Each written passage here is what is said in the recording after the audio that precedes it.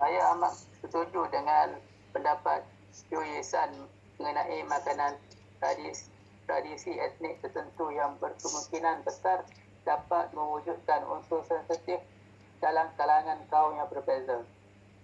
Ianya juga mampu menggugat perpaduan dan hubungan di antara kaum apabila terdapat etnik lain yang tidak menghormati makanan tradisional etnik lain, terutamanya etnik yang tinggal di kawasan pedalaman.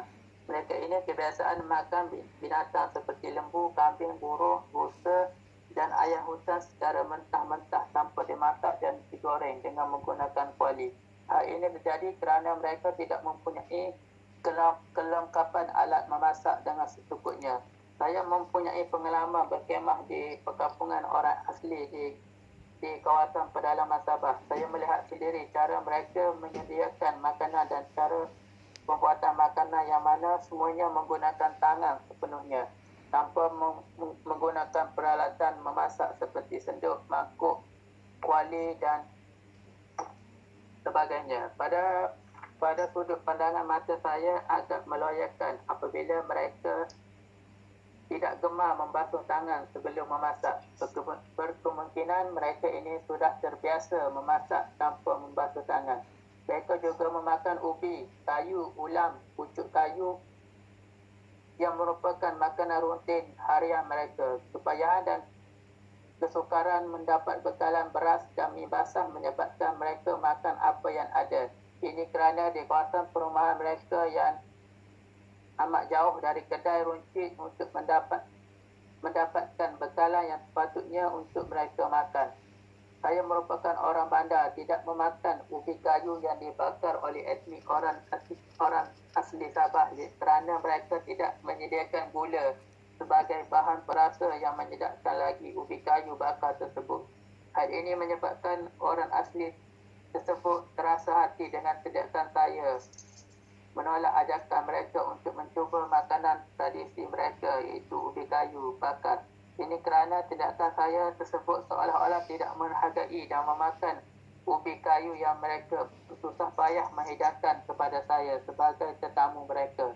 Sebagai contoh, masyarakat Melayu terkenal dengan makanan yang halal dan mereka dilarang memakan makanan yang haram seperti babi, anjing, kucing, binatang yang telah ditetapkan oleh agama Islam sebagai haram dimakan. Hal ini kerana binatang tersebut mempunyai virus yang dapat mendatangkan penyakit kepada orang yang memakannya. Kadang-kadang etnik takut mencuba makan dan menjamah makanan etnik Cina yang terdapat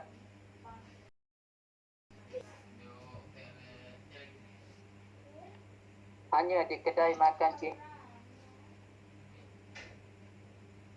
kerana mereka khawatiri kedai tersebut membekalkan bekalan makanan dan daging yang haram seperti babi dan sebagainya. Selain itu, etnik Melayu juga risau makanan yang dimasak etnik Cina. Mereka mencampurkan sedikit arak ke dalam makanan tersebut. Ini kerana umat Islam dilarang memakan dan meminum arak walaupun setitik.